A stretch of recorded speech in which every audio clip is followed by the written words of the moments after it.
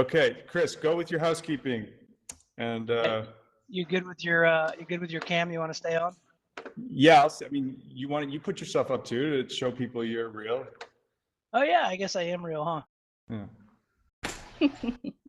We're all real. All right, guys.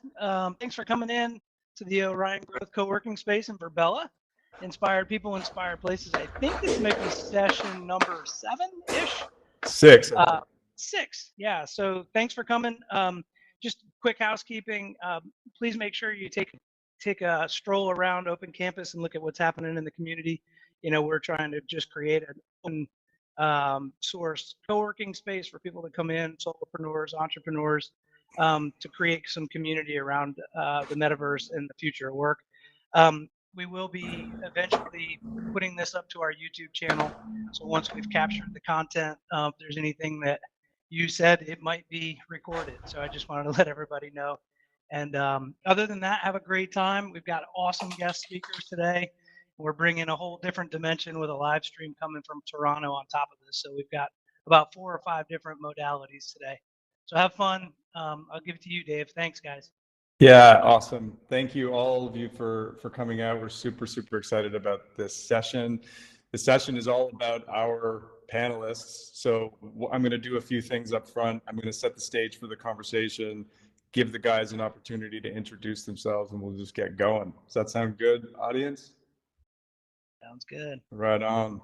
Okay, so before COVID, most of us have been location and time dependent, meaning what we did what we were told, and we performed our jobs at the office between mostly the hours of 9 to 5. But then the veil got lifted in COVID, and even some of the most vested interested parties in the status quo started to acknowledge that the system was broken for a long time.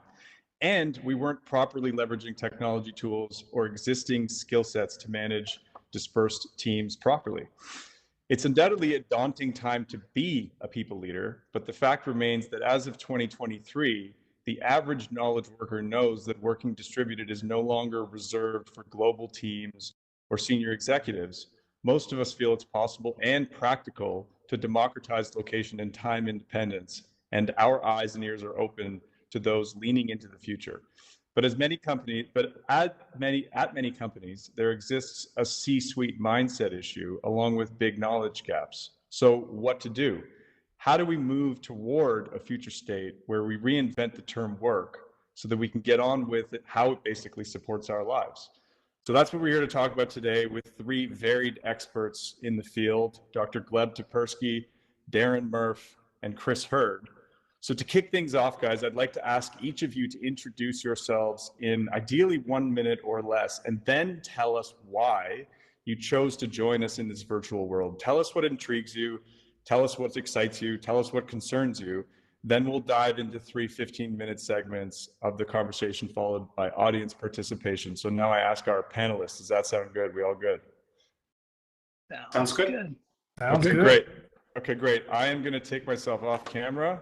If I'm going to start with Dr. Gleb, so go ahead and introduce yourself, Dr. Gleb, and if you're able to toggle your video camera on the screen as well with the other guys, that would be great.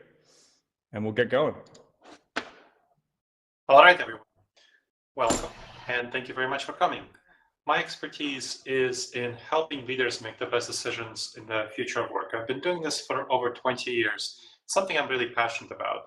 I got started in this when I saw leaders making really bad decisions in the dot-com boom and bust, and that inspired me as still a young college student to study decision-making. And I've been doing this for studying decision-making. I got a PhD in this topic.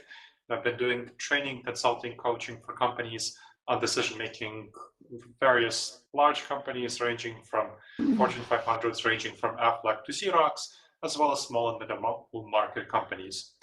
I publish articles on this topic regularly. So I should mention, I taught for 15 years in academia, higher academia, including at Ohio State University, UNC Chapel Hill.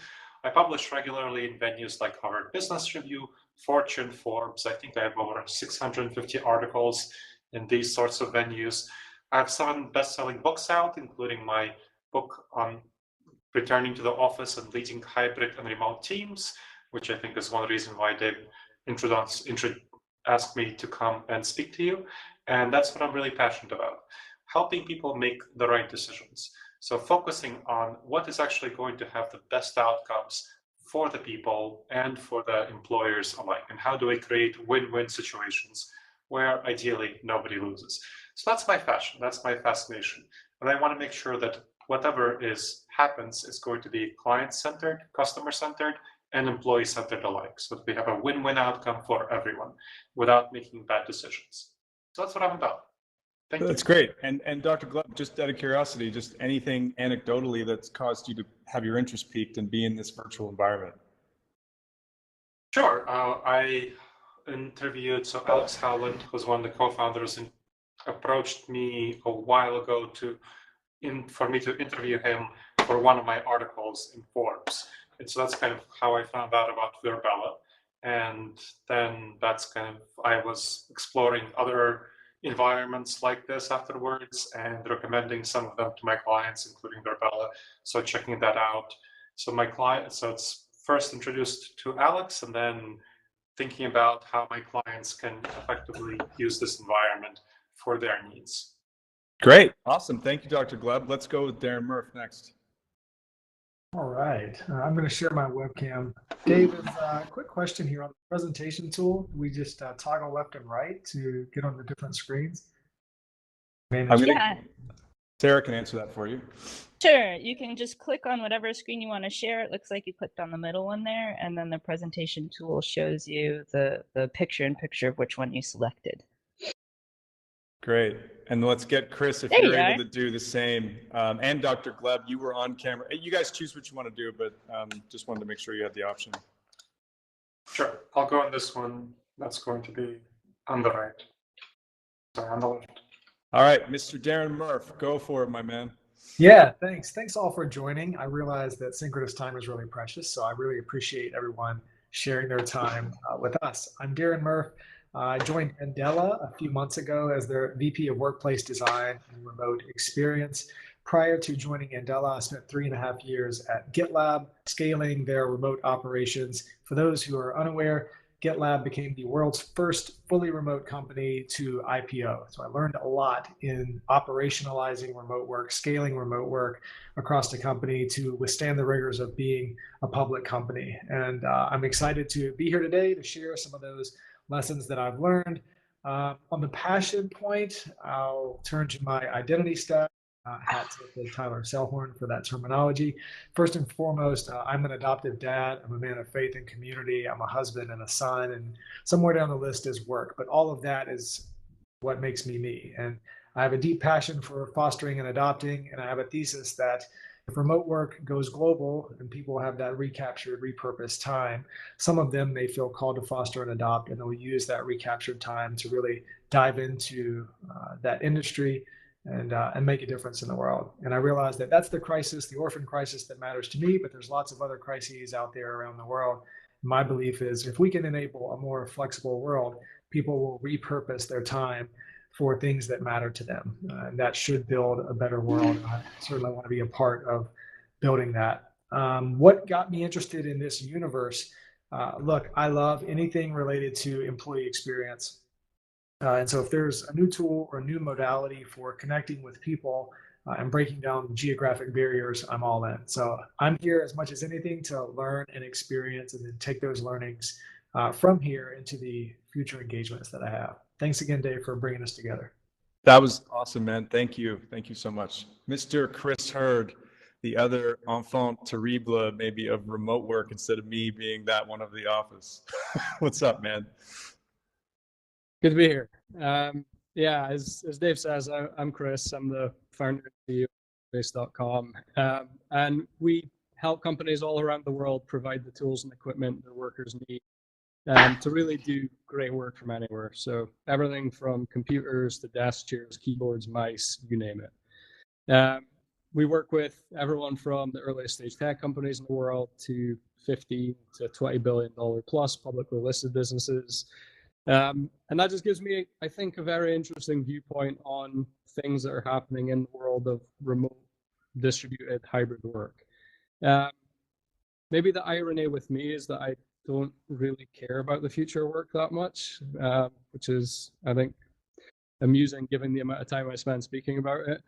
And I think Darren probably done a pretty good job of indicating some of the things that are interesting to me as well, which are access to opportunity is a big one. The office is a great place for a certain demographic to work. It's a really bad place for almost everyone else to work. So can we build more equitable, accessible businesses where single parents can work, or people with health conditions or impairments? And then I think the reason I'm here is, as Dave asked me, I think me and Dave have gone back and forth on LinkedIn for a while. And I think, as some people may know from my social media profile, I often take the opportunity to say some provocative things. So whenever somebody gives me a stage and a microphone to do it, I'm there. Awesome, man. I'm with you, and thank you. I'll take that compliment to heart. Okay, guys, let's kick this off. So about a year ago, Stuart Butterfield, CEO of Slack, infamously said, here's a thought experiment. Imagine a different world where instead of losing access to our offices in March of 2020, we instead lost access to our software. In this world, we could continue to commute and business travel, and we could still sit together in conference rooms and have working lunches. However, we couldn't use digital technology to get our work done. Our companies would disintegrate immediately. We'd all just go out of business. So I think we'd be hard pressed to find anybody in this audience who would disagree with that statement. And probably broadly speaking, I can't really see how most people would disagree. And yet the divisive debate around where and when we do our jobs continues. So I asked the question why, and I really mean it in the most profound sense. Why? And I'm going to start with Darren. I think the past is easy to romanticize. Change is really hard. You look back at as long as we have recorded human history, you really won't find an era where people radically embraced change with open arms. There's always a lot of kicking and screaming along the way. So change is hard. I really think it comes down to kind of the human psychology of change. And in many cases, it's just easier to keep doing what you've done than to pause and rebuild or evolve. This is compounded by a lot of leaders aren't really sure where to start. You have to recognize that the businesses that were built into giants leading into 2019 were done in a very different world. And so when we have a clean break like we had in 2020, creates a conflict. Do we just keep doing what we've done, or do we take the risk? A lot of leaders see it as a risk to evolve and jump into the unknown without a lot of hard data. I love that point that if digital tools went away, we would disintegrate much faster than with physical spaces. The other thing that I'll add here is conventional news narratives like to boil things down into 1 or 0 and make everything a zero-sum game and a binary game. But the truth is, this is not a zero-sum game. This is a net addition for society. And I really try to look at everything with a growth mindset instead of a fixed mindset. Look at this through the lens of opportunity instead of fear. And what you see becomes very different. It's not that real estate and office space and physical gatherings don't have a place. They just have a different place in the future of work or in the future of living. Too many leaders are looking at this as, if we go fully remote or if we go hybrid, we get rid of these in-person engagements. Whereas I would propose, we just need to be more intentional about them. Awesome. Thank you for that. So let's go with Dr. Gleb next. How would you sort of add on or comment differently on this Stuart Butterfield quotation? I propose a different experiment. So what if we were all working remotely for always, using digital tools, and then we suddenly had the opportunity to pay a bunch of money to go into physical offices and have to work from there? How many employees would take that offer to actually pay a lot of money and go into a physical office in order to do so? I don't think that if we were always working remotely, many people would spend a lot of money to go into those physical office spaces. So looking at the behavioral science angle of this is where my expertise comes in, the decision-making in the future of work. It's pretty clear that the physical office spaces are there overwhelmingly. The return to office drive, where people like Elon Musk say, well, you need to come to the office 5 days a week, or Bob Iger at Disney says you need to come to the office 4 days a week. That's just from the habits that they have, the previous cache patterns, habits, intuitions. So there are a number of cognitive biases that cause us to make bad decisions in the future of work. One of the biggest is called the status quo bias, where we have a tendency to stick to what we know and we're afraid of changing, afraid of any changes.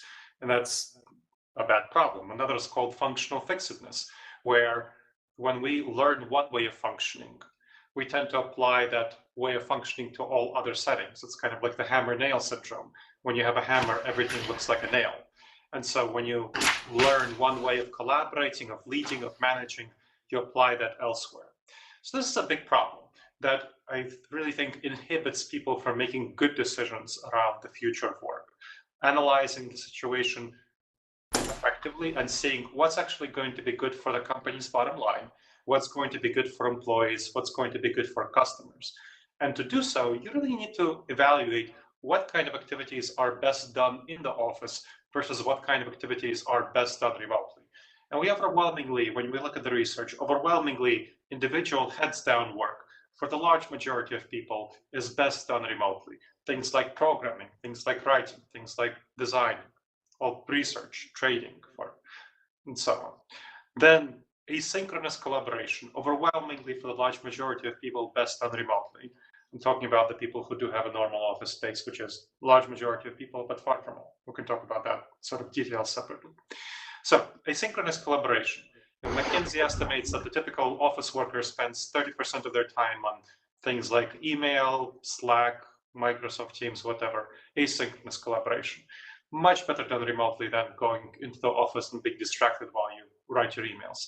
And finally, video conference calls. Much, much better to do those remotely. You're not in the office. I was just having a meeting with some leadership team of a client where we were figuring out what are they doing remotely and what are they doing in the office. And the focus groups prior to the meeting showed pretty clearly that when you're coming to the office and doing video conference calls, you're just distracting everyone around you and you're distracted by them. So you don't want to do video conference calls in the office. So those are the things that most people spend 80 to 90% of their time on those. But the rest of the activities, there are a number of activities that are better done in the office, like intense collaboration with others, intense synchronous collaboration, definitely high value, high stakes activity. Mentoring, you can certainly do some mentoring remotely, but you build up more trust and vulnerability when you do mentoring in the office. And the job training, the same thing. Performance, nuanced conversations, like about conflicts, performance conversations, and so on. Socializing and team bonding, better done in the office. Those are really high stakes activities. High stakes, high value activities, but they take maybe 10% of your time, 20% of your time. You don't need to be in the office 5 days a week, 4 days a week to do those sorts of activities. So that's kind of a rational approach. If you actually step outside of where we were before the pandemic and outside of all these conflicts and look at what's actually best done in the office versus what's actually best done remotely, you'll see that the large majority of the things people do is best done remotely, but some things for the large majority of people are better done in the office, although you can replace them with fully remote work if you have intentional structures and techniques and tools. So that's my approach. When you step outside and look at things rationally, address those cognitive biases, what's actually going to be best for the bottom line of the company, what's going to be best for the customers, what's going to be best for the employees. If you do things remotely, what kind of things are best done remotely versus what kind of things are best done in the office. And that's what I help clients with. And that's what I think we should really be focusing on, the rational, objective perspective rather than our intuitions and habits. That was awesome. Thank you, Dr. Gleb. So Chris, I mean, if you want to riff on anything that these guys have said, or you have any other original thoughts, roll with it. Otherwise, I could queue you up with some other topics to discuss. Let me be super short on it. I think Darren touched on something that's interesting, and that's the media is going to tell the story that they're going to tell. I think the media narrative is actually garbage. I think largely it's pushed by people with deep pockets who are paying for the media coverage. And think, Dave, you may have a few friends that are in that camp for sure. And I think when you get into the friends question, is not an operative word, Chris. you may have acquaintances in that world. I think the second part, getting back to Stuart's point, like, to me, the more interesting question is, like, if the internet existed before the office, would the office have ever existed in the way that it did? I think the answer to that is probably not. And I think innovation and progress is inevitable. I think what you see playing out with the rise of remote and distributed work is almost identical to what happened with e-commerce, right? Initially, nobody buys anything online. Then some people start to buy some things online. And today, you buy everything from cars to food and houses online. So I think the question is trust. But obviously, what happened with remote and distributed work was accelerated by 10 or 15 years overnight, or in the process of 2 or 3 months. So that ability to earn trust just didn't happen in the same sort of linear than exponential way. The second part, which I think is potentially interesting to ask, which is maybe like, why not? Why would Stuart be wrong? Or why would some people think that Stuart's wrong? I think we're now at a point where it's no longer a company decision. I think we're seeing decisions being driven by individuals. And I think individuals' perception of what the collective want is generally flawed. I think we have a situation where people disproportionately in the position of making the decision for returning to office. Their job is doing meetings. And if your job is doing meetings all day, you're always going to prefer to do that in person. Versus the people who actually do the work, like, they want to do deep focus work like Gleb's talking about. So they're the two pieces that I would add. That's great. That's great. So I'd love to follow up with one kind of derivative of this topic, which is, right now you see a lot of remote work advocates that are reminding the world that remote work doesn't exclusively mean working from home. But I think that there's a real material gap in the supply-demand equation of delivering workspace, like, let's just call it workspace or collaborative space rather than this office as a definition. So just to maybe start with Darren, like, Darren, how can the world of workspace reinvent itself to support remote work? Yeah, well, first I'll address the supply-demand mismatch. It makes sense, right? Pre-COVID, you would have never ran any numbers that would have assumed, hey, there's going to be this much demand for flexible workspace, because so few people even had the opportunity to do it. Now, post-COVID, many more people have the opportunity, and so the workspace world is re-equalizing to what that looks like.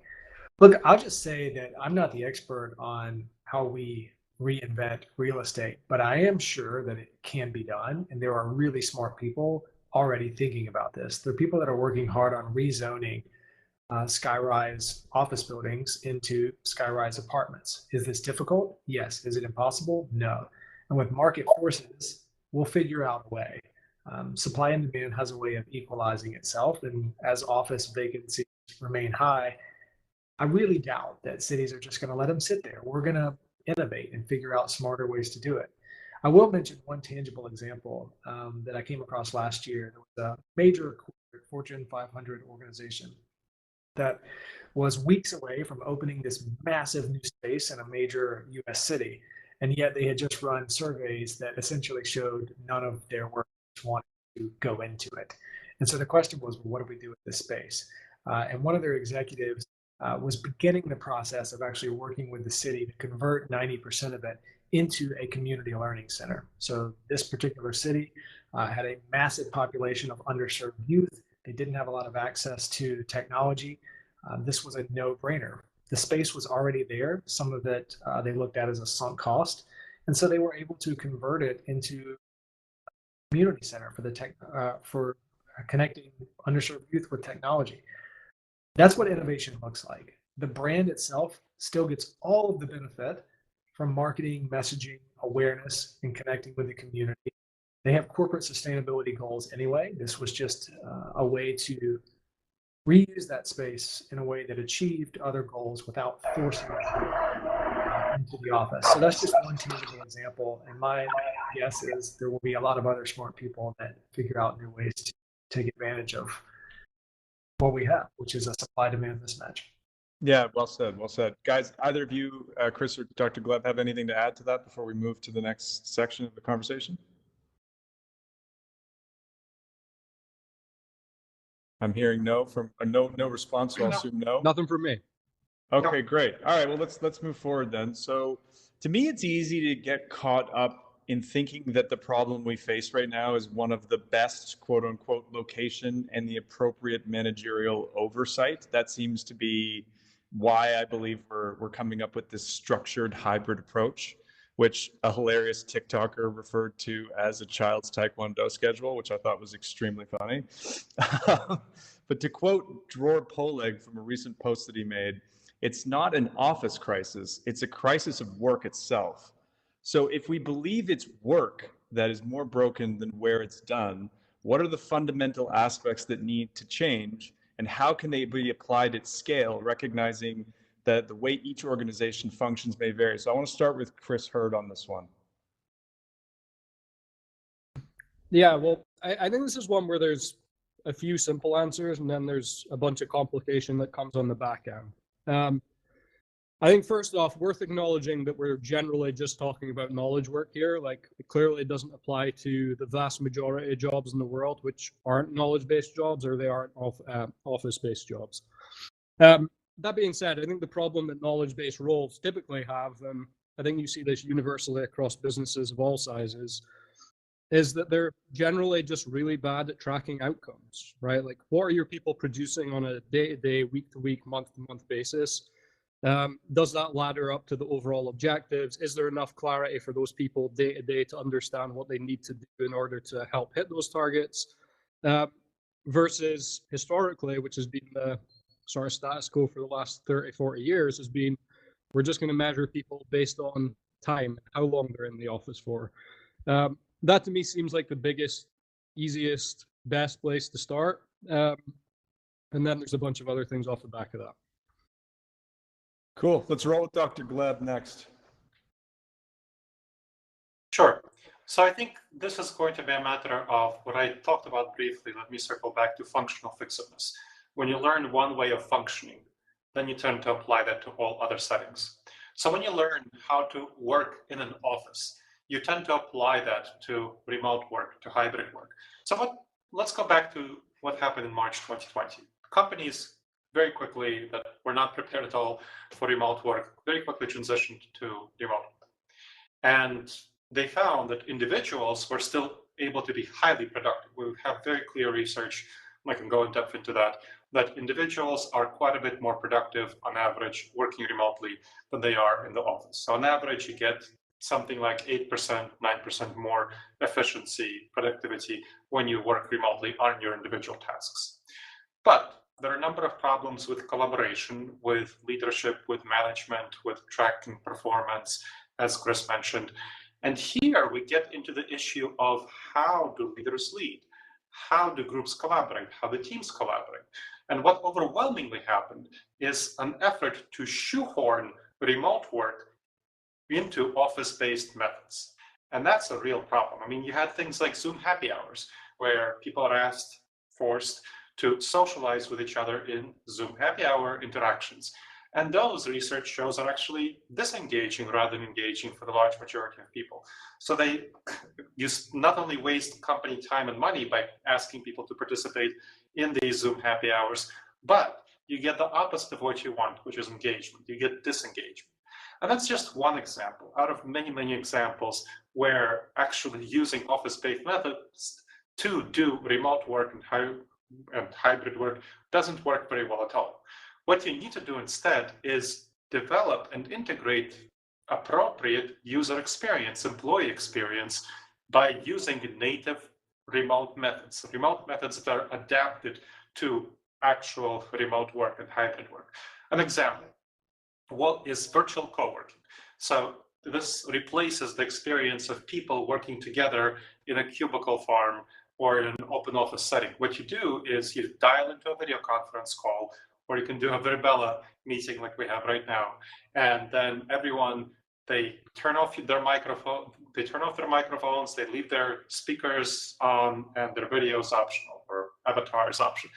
Obviously leave an avatar if you're in Virbela. Then you work on your individual tasks.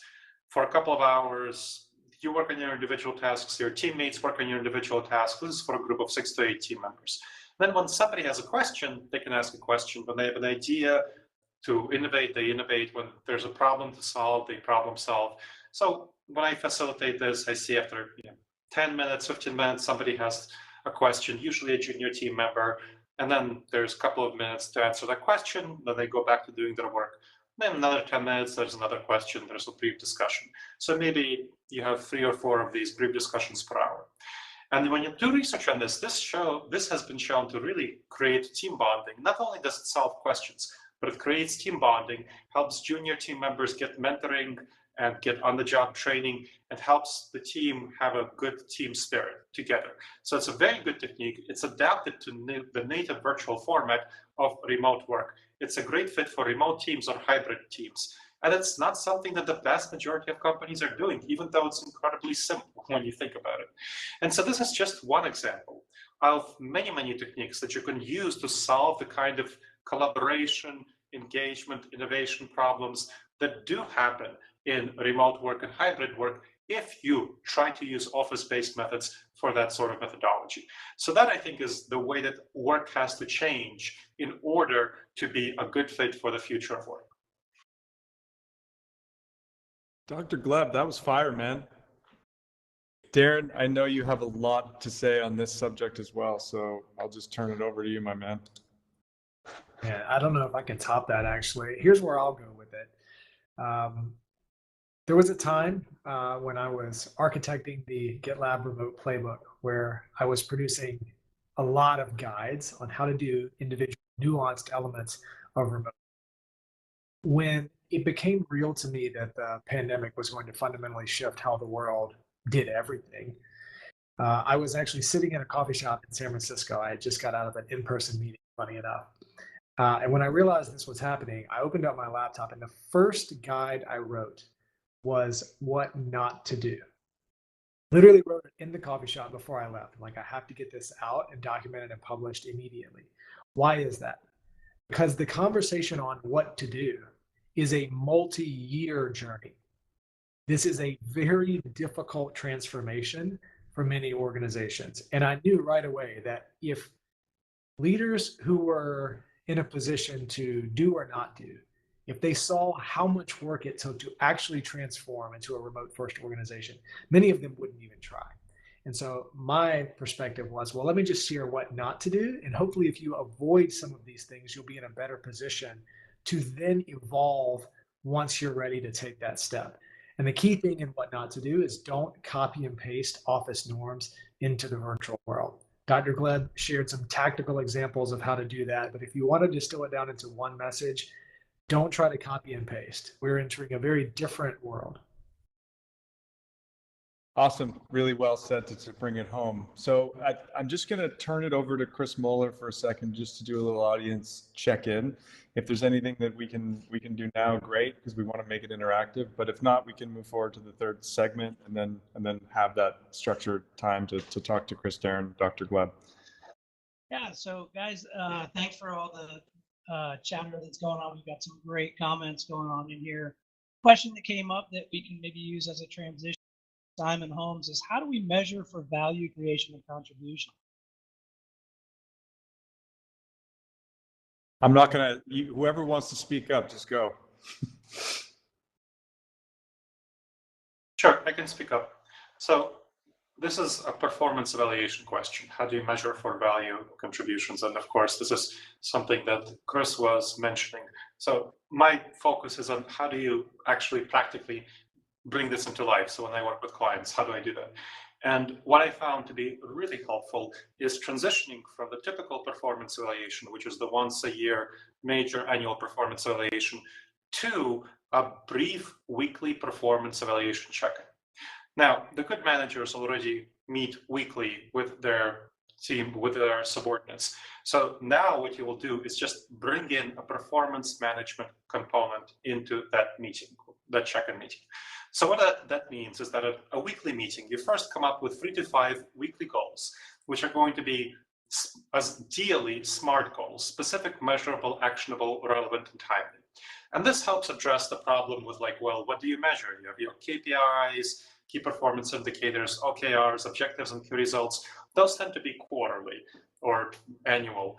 But here you break those down and you combine them and compress them into weekly goals. And you can very much create weekly goals for the pretty much all positions, all professions. And you can get at least some of them measurable. So quantitative as much as possible, some of them are going to be qualitative. So you create those 3 to 5 weekly goals. And then at the next meeting, 24 hours before that, the subordinate emails or Slacks or Microsoft Teams their supervisor with what they did on those 3 to 5 weekly goals, what kind of problems they encountered, how they solved those problems, and then a performance evaluation, self-evaluation.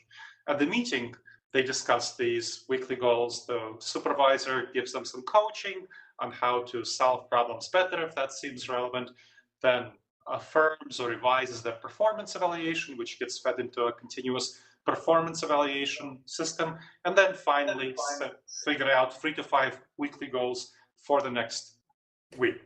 And so that is a really very effective system. It helps create trust and addresses the manager anxiety.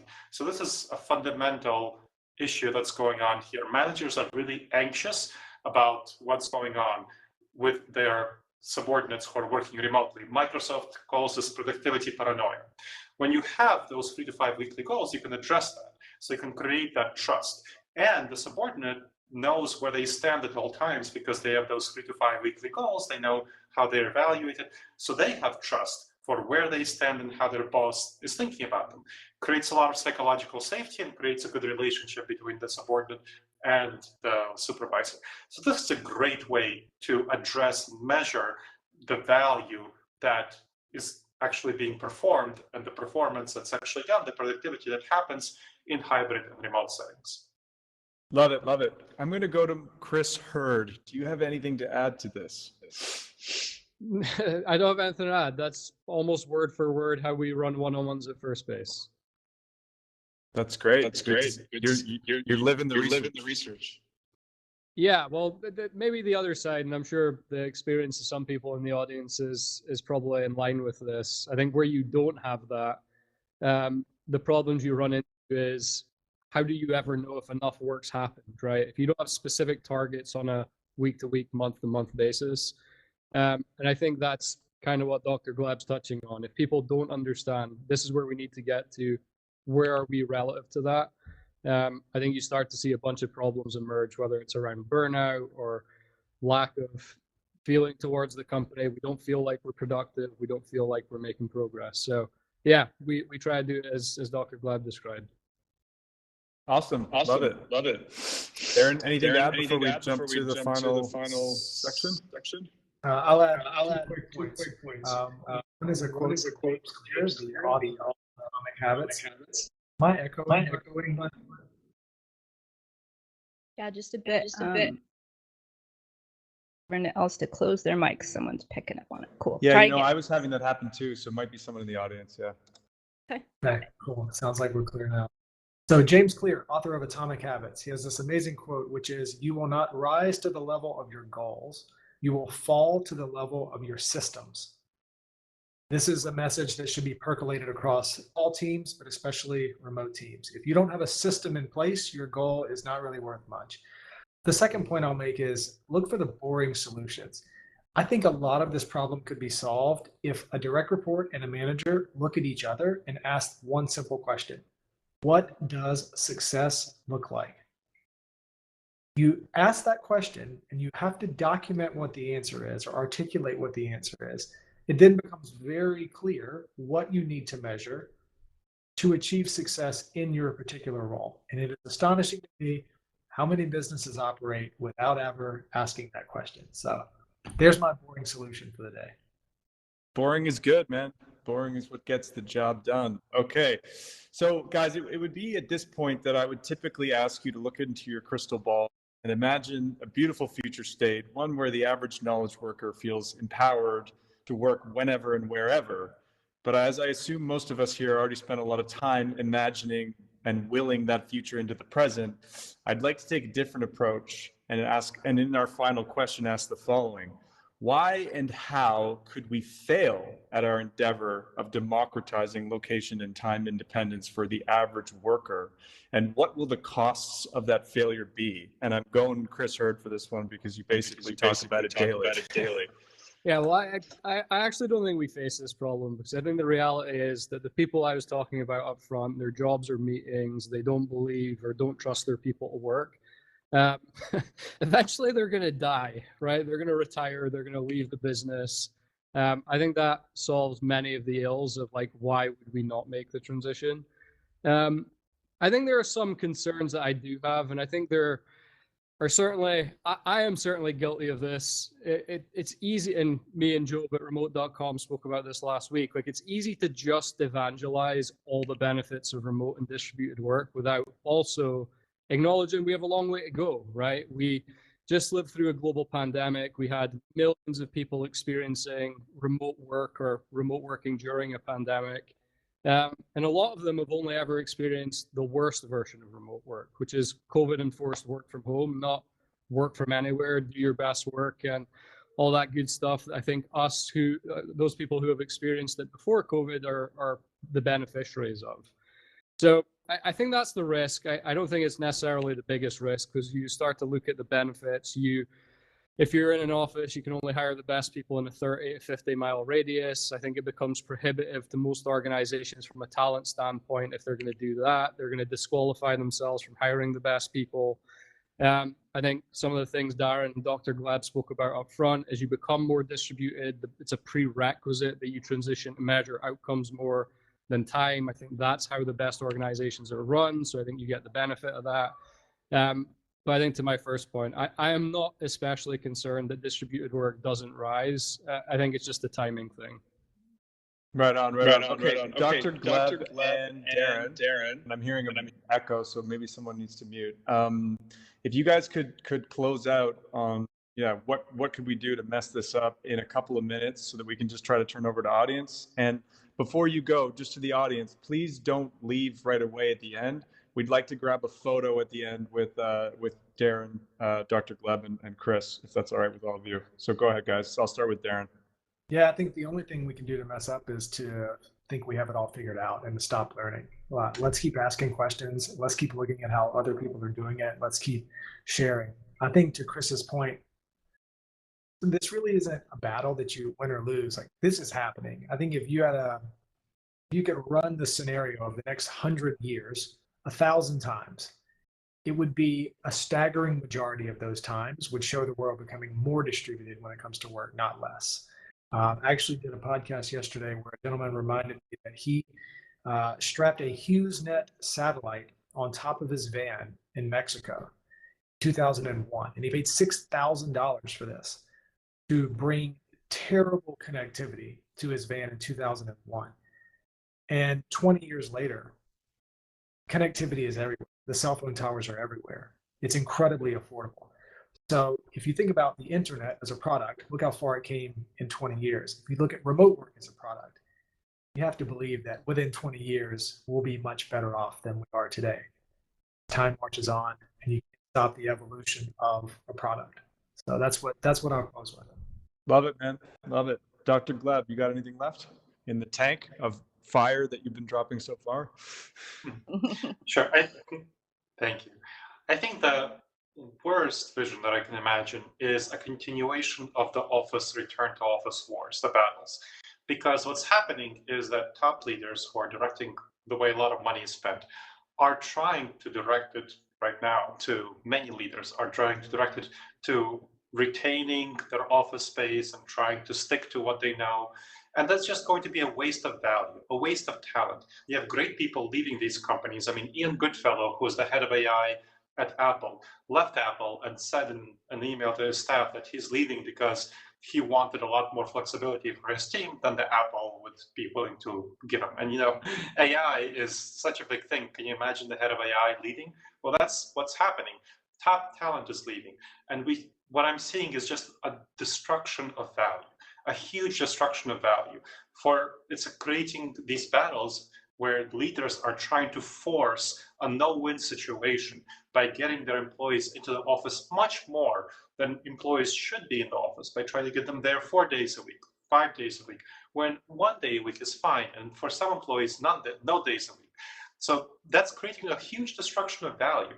There's very bad for the environment, obviously, very bad for people's time, wasting time, very bad for them wasting a lot of money going to the office, and just mismatch of employees and companies where people are going to a company where they prefer not to work, but that gives them more flexibility. So you're just destroying a lot of value and productivity, and that's harming every one of us. It's creating a worse world for all of us because productivity is much lower than it should be.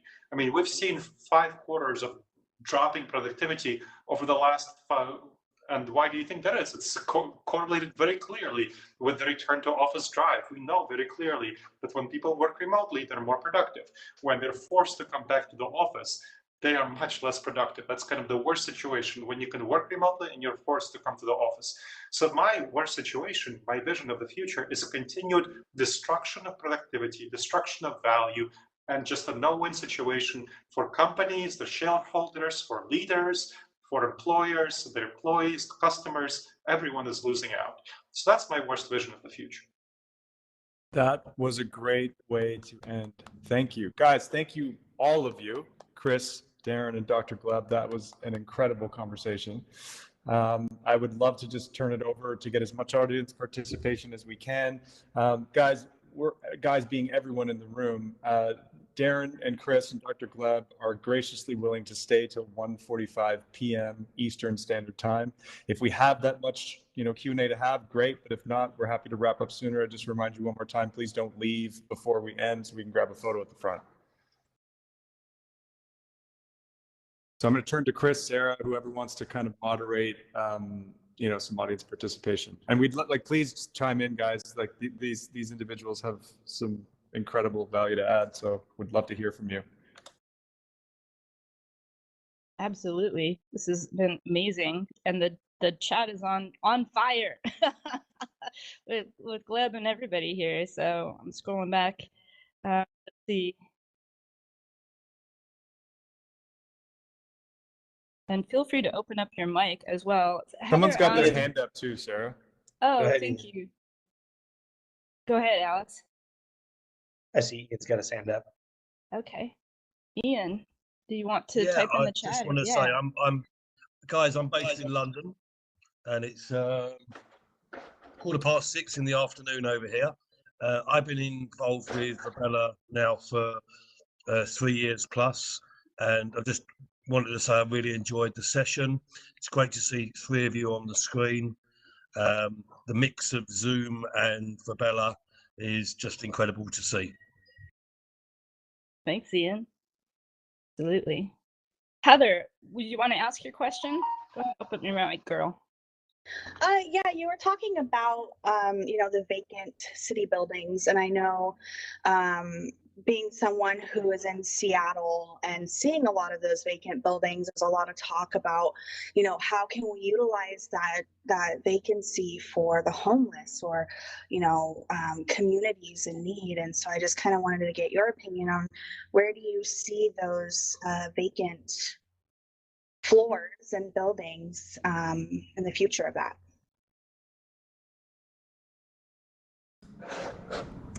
I'll share my perspective. I think in the short term, it's going to be one of a few things. It'll be repurposed as community centers, like the example that I gave earlier.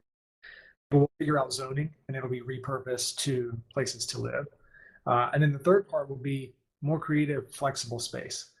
So the opportunity side of this is, as more companies go remote or hybrid, they're probably going to want some anchor spaces that look less like an office and more like an experience, an experiential center.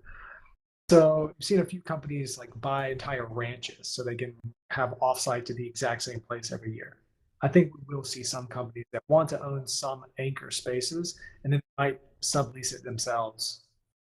So yeah, that makes sense. This is so early. You got to think we had hundreds of years to figure out what to do with offices, and we're not going to solve it overnight.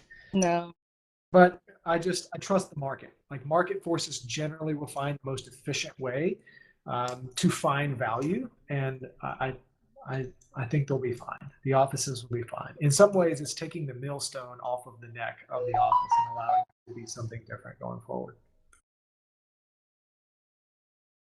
That's awesome. Thanks. I see another one from Dot Cannon here. What do you see as the job skills that will be most in demand from companies that quote unquote get it and are going remote?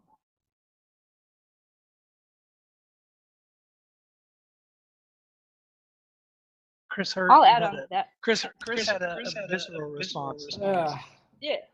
Well, I think the obvious answer is if you look at the number of jobs globally, there's 1.3 billion thereabouts. There's somewhere in the region of 255 to 300 million desk jobs globally, there or thereabouts. So I think as we progress, there should be more and more jobs on the knowledge side of that equation. So we're still talking about a minority of jobs being in that mode. My assumption would be anything that is around creating software is the obvious answer. But then I think you get into some of the conversations that are clearly happening right now around, well, which white collar jobs are going to be replaced by automation or AI. And I think we're so early in that conversation, it's actually really difficult to be in any way prescriptive around any of the roles that are going to be required 5 years from now, let alone 10 years from now. So I would say I'm intrigued by the possibilities for what AI brings to the table. Equally, could be another blockchain. I think it's too early to say. Mm-hmm. Interesting. Oh, I'm sorry.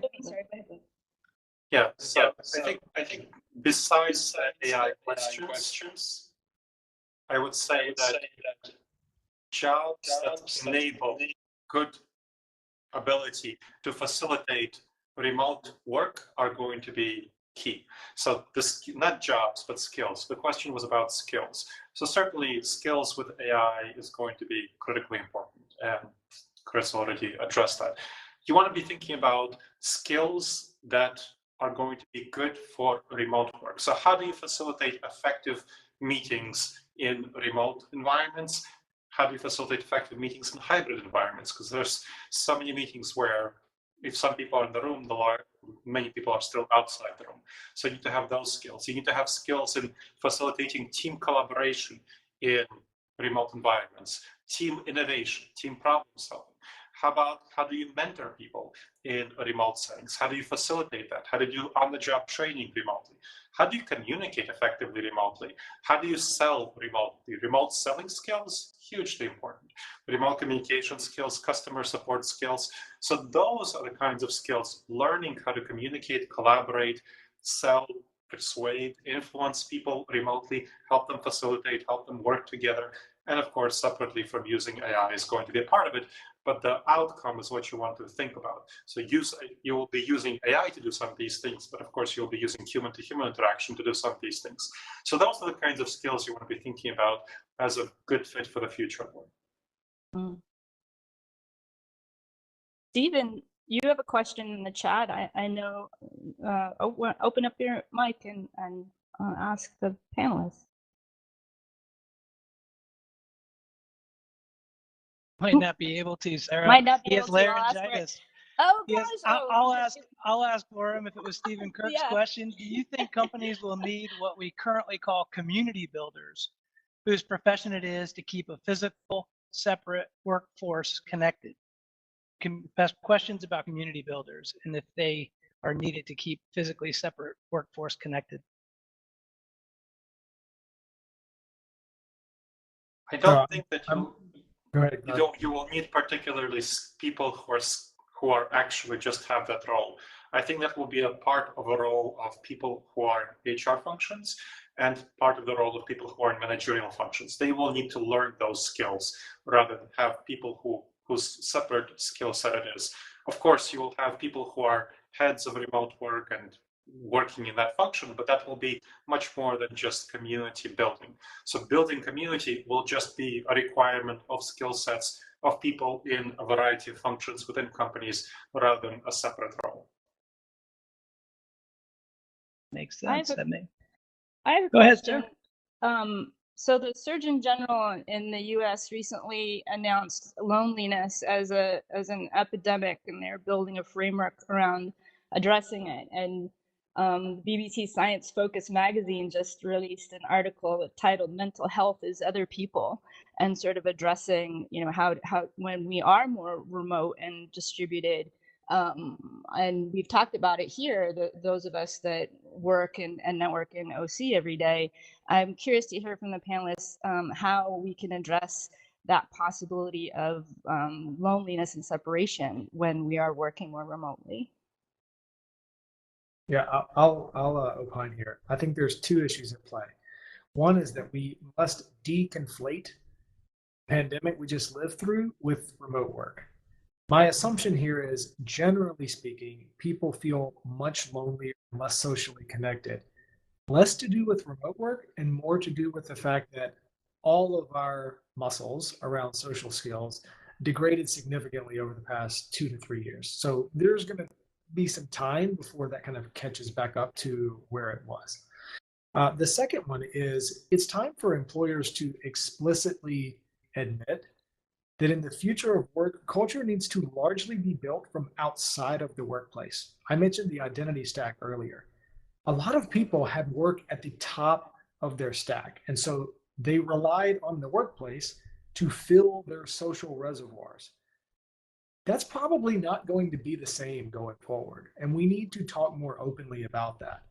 It's okay for people to look outside of the workplace, to their local communities, to families, to friends. And I get it, if you're single, you're going to have to do some extra work on this. Not saying it's easy, but the workplace is going to play a very different role in how social reservoirs are filled going forward. I think this is an amazing opportunity for local communities to have a resurgence.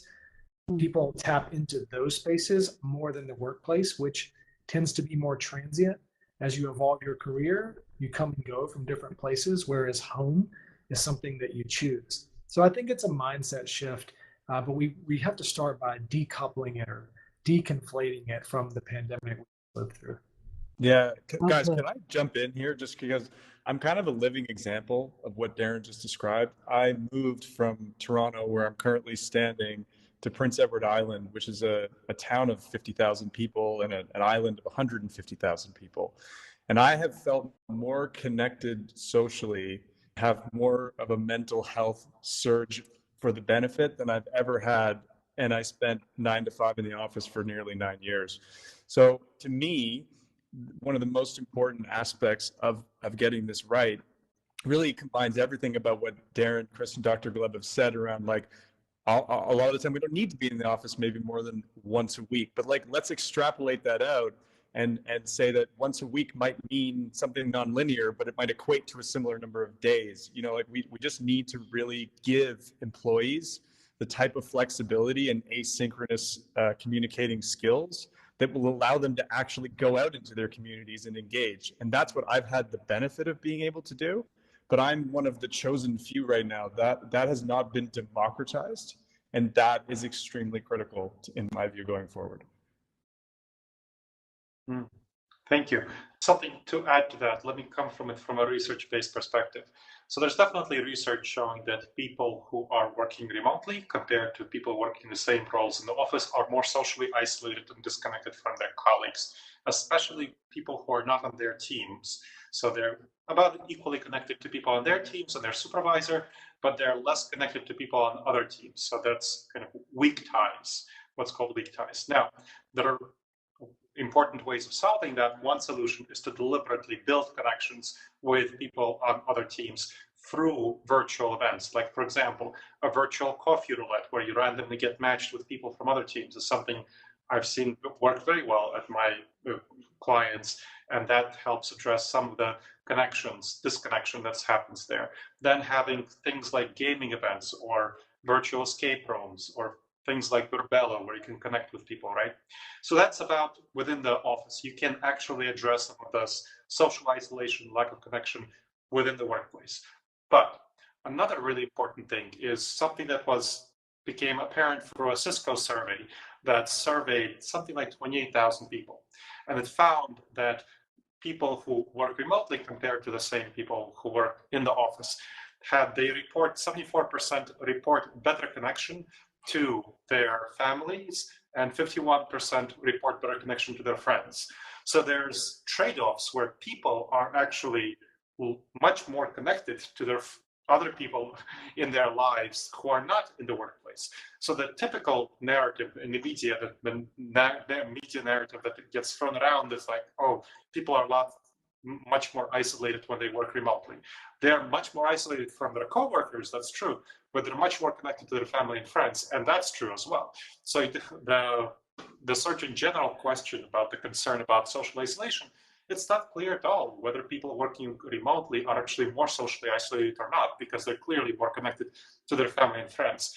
The people we should be worried about is people who don't have family and friends, maybe junior professionals who move to another town or something like that. Those people may have trouble. And indeed, for my clients, we definitely see those people voluntarily coming to the office more often to have more connection with their colleagues and to have more mentoring from their colleagues. So I think it's also a matter of trusting adults to be adults and not kind of, having the paternalistic approach of saying, well, we must make people less lonely. No, trust people to be adults, trust them, give them support, give them resources, and let them figure it out. Let adults be adults, I say. That's Indeed. awesome, Dr. Gleb. Hey, Sarah, just one shameless promotion opportunity that came to mind. What we've been doing for folks in here that have either lost their job or are looking for something, or are solopreneurs. We're opening up our space in here for people to have the opportunity to serendipitously, connect. So if you guys know somebody that might be looking for a space that's isolated or working remote or in between jobs and opportunities, please send them our way, and we'd love to have them in here for a while to help them collaborate and meet other folks. For sure. And it's kind of what Gleb was mentioning earlier. It's that intentional time of just kind of being in a place, and it happens every single day to connect with others. So for sure. Mr. Hurd, I would be curious to know your thoughts on loneliness and remote in general. Yeah, me too. I don't have much to add. I think the problem's an interesting one, which is I think the question's often asked, certainly in the media, from the perspective of the assumption is you should have your key relationships at work. Your HR team, choose the people that you're closest to socially, and I guess I reject that. I think what Darren and Gleb were both saying, and I think what Dave touched on as well. I think when you don't spend all your time traveling to, sitting in an office, getting ready for getting to work, you have more time to do things, whether that's in a community, whether that's with your friends and family, whether it's with your kids. And I think that eradicates most of the concern around, well, loneliness is a challenge. And I don't say that to discredit the perspective. I think loneliness is a huge challenge for this generation. I think it's something that technology has made worse in a lot of ways. But I certainly don't subscribe to the belief that let's get people back to the office because they're going to be less lonely. That feels like a kind of broken way of thinking, I guess. Yeah, second that one for sure. Agreed. There's a lot more questions out there, guys. If anyone wants to chime in, open your mic and feel free to freestyle a little bit.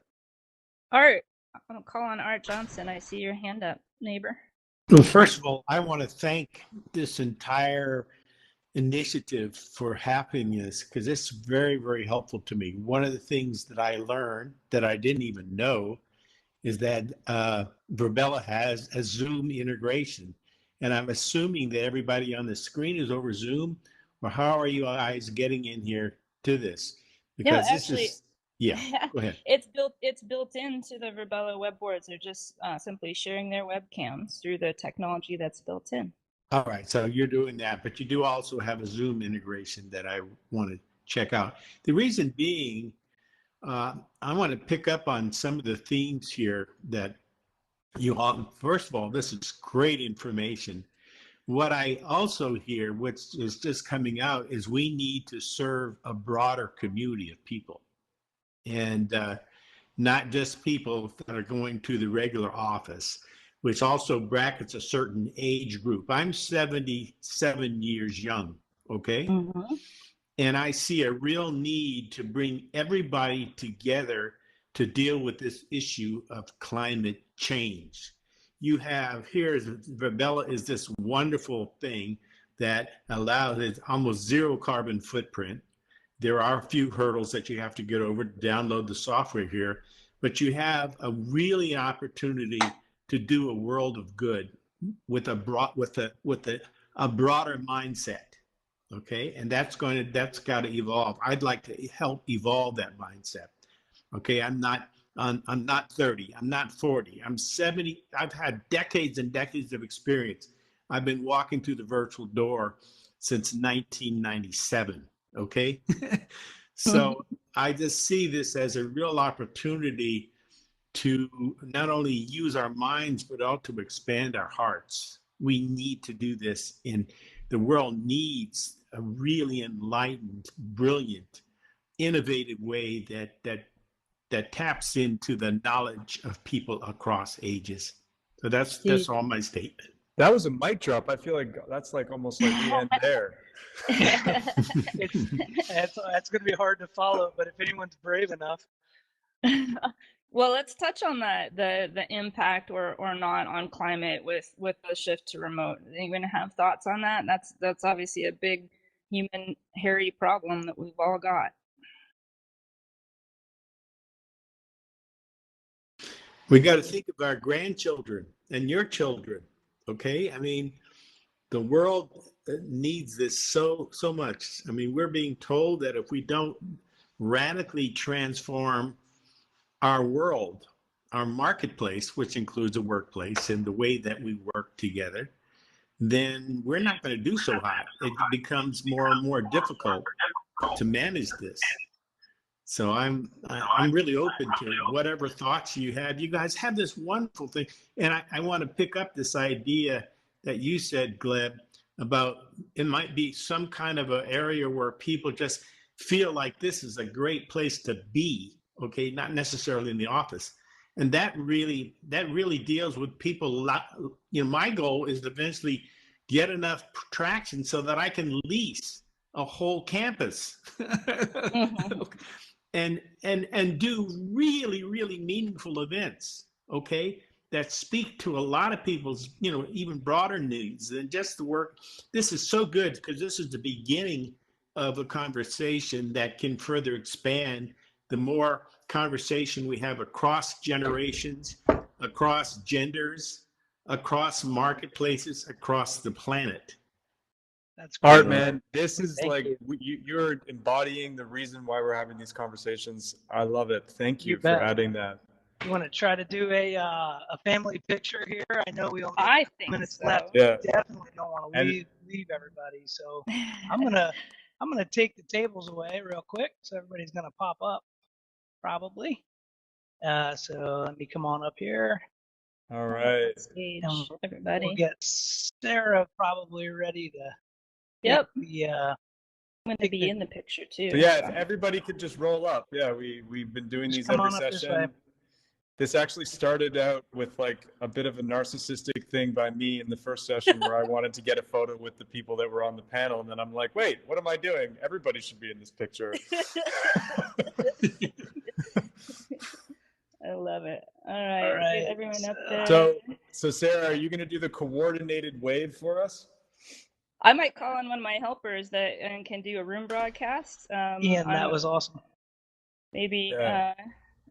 I'm going to call out Heather. Can you help me out with a room broadcast wave for everyone tonight? Do we want to do a cheer? Do we want to do a clap? What are you feeling? Maybe we do it. Let's start with the wave and we'll go on through. How's that sound? Yeah. So anybody who's straggling that wants to be in the photo, please find your way to the front. And if you're standing in front of somebody in real life, it would probably be the same here. So take a look around. If I'm in anybody's way, my micro dreads, just let me know and I'll dance out of the way. I'm going to do a test real quick for Sarah. Here we go. Yay.